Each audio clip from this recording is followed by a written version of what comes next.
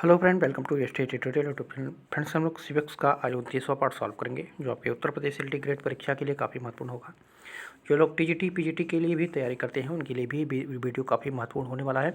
तो वीडियो पर लास्ट तक बने रहेगा। वीडियो अच्छा लगे तो चैनल को सब्सक्राइब कर लीजिएगा, लाइक कीजिएगा, दोस्तों में शेयर भी कर दीजिएगा, बेल आइकन पर प्रेस कर लीजिएगा ताकि आने वाले वीडियो का नोटिफिकेशन सबसे पहले मिल सके। तो चलिए क्वेश्चन को शुरू करते हैं, और इसके पहले का सभी पार्ट आप लोग प्ले लिस्ट में जाकर के सॉल्व कर सकते हैं। पहला क्वेश्चन है, लोकतांत्रिक समाजवाद में निम्न सही नहीं है। तो लोकतांत्रिक समाजवाद में क्या सही नहीं है? पूंजीवाद का उन्मूलन, यहाँ पे सी ऑप्शन करेक्ट हो जाएगा। लोकतांत्रिक समाजवाद जो है पूंजीवाद का नियंत्रण चाहता है, ठीक है, नियंत्रण चाहता है, उन्मूलन नहीं चाहता है। तो इसको आप लोग याद रखिएगा, यहाँ पे सी ऑप्शन करेक्ट हो जाएगा।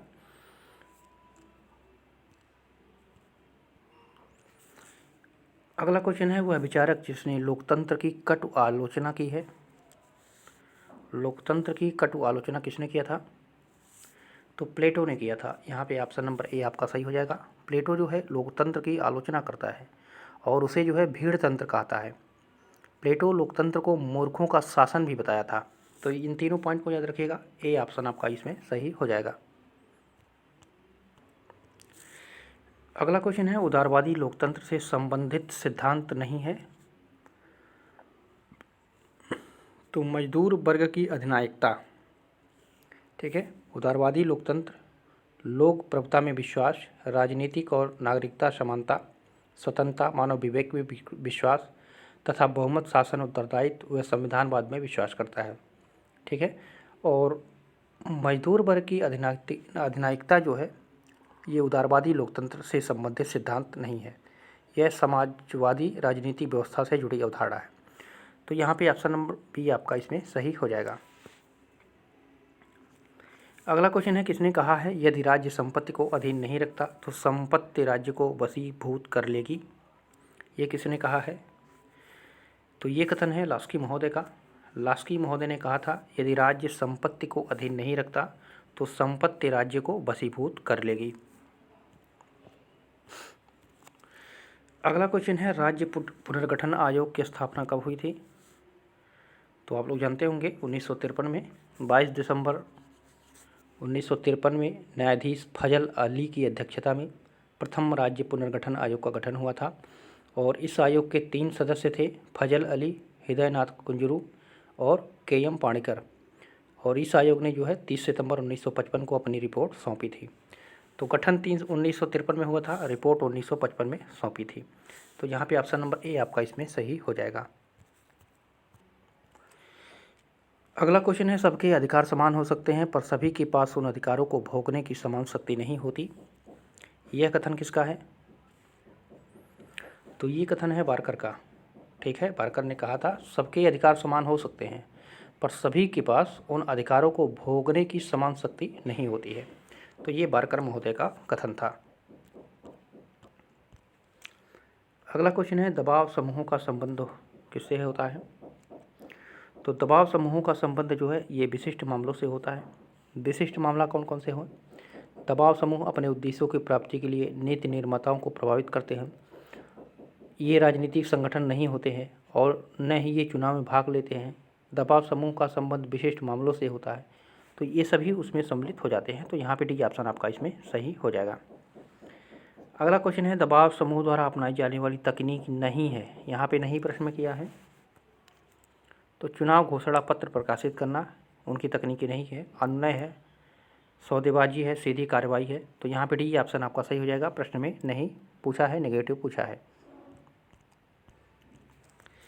अगला क्वेश्चन है, निम्न में से किसकी शुरुआत एक दबाव समूह के रूप में हुई और आगे चलकर उसने राजनीतिक दल का रूप ग्रहण कर लिया? शुरुआत उसकी दबाव समूह के रूप में हुई थी, लेकिन आगे चलकर राजनीतिक दल का रूप ग्रहण कर लिया था।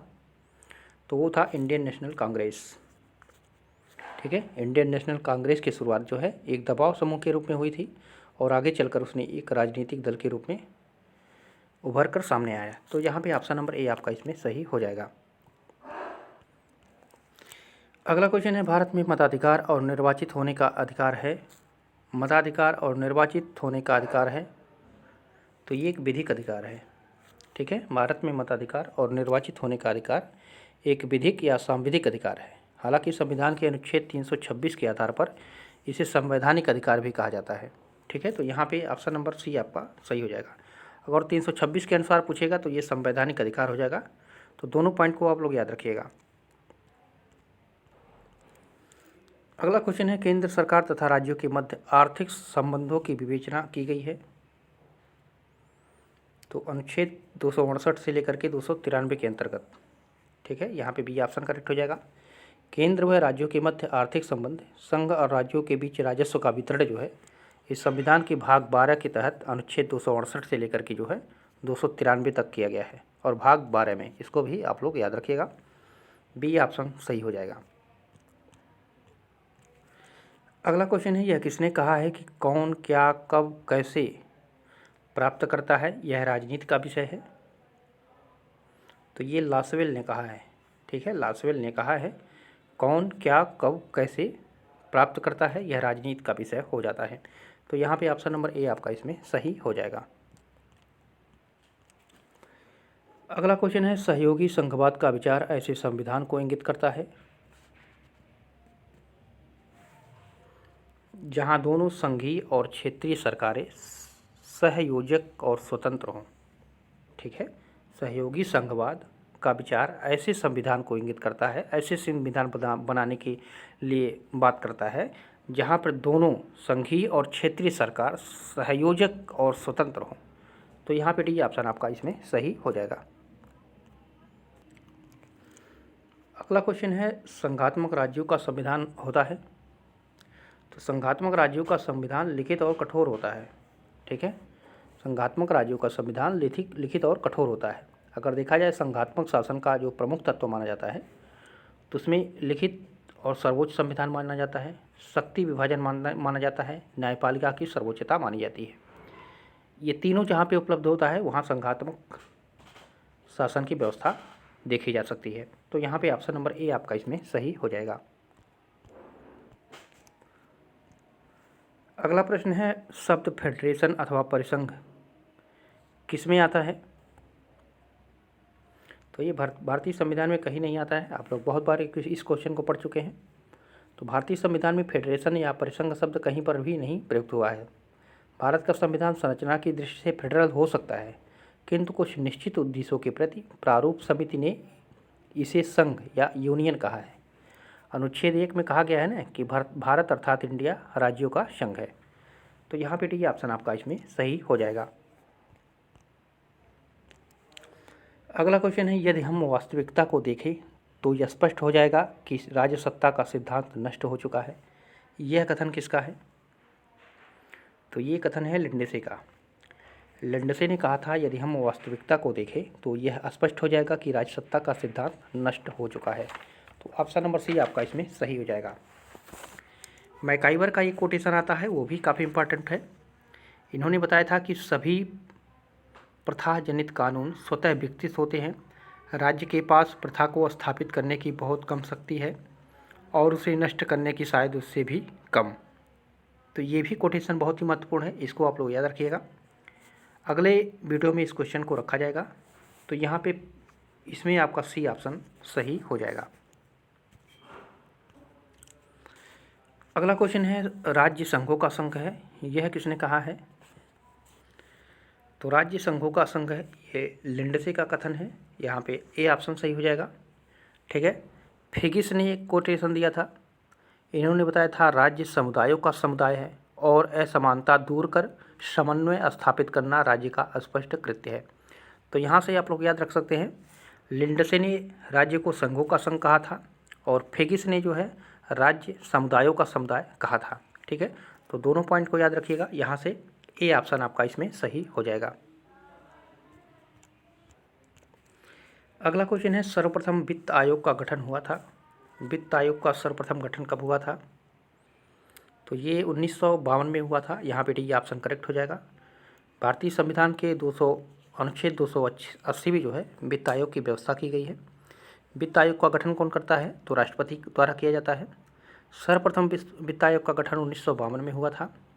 श्री केसी नियोगी की अध्यक्षता में 1951 को राष्ट्रपति के आदेश के बाद जो है 6 अप्रैल 1952 को प्रथम वित्त आयोग का गठन किया गया और हर 5 वर्ष के अंतराल पर जो है वित्त आयोग का गठन किया जाता है। अब तक 15 वित्त आयोग नियुक्त किए जा चुके हैं। 15वें वित्त आयोग के कौन है? तो एन.के. सिंह हैं। इसको भी आप लोग याद रखिएगा। 15वें वित्त आयोग के अध्यक्ष जो हैं एन.के. सिंह हैं। वर्तमान में जो हैं 2018 से उनका कार्यकाल शुरू हुआ है।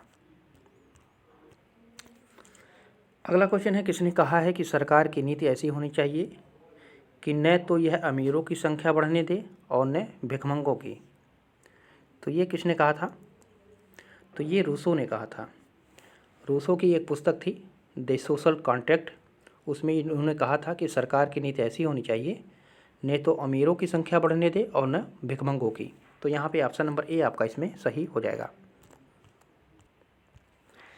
अगला क्वेश्चन है, लोकसभा एवं राज्य विधानसभाओं की अवधि 5 से 6 वर्ष तक बढ़ाई गई थी। 5 से 6 वर्ष कब किया गया था? तो ये 42वें संविधान संशोधन में, ठीक है।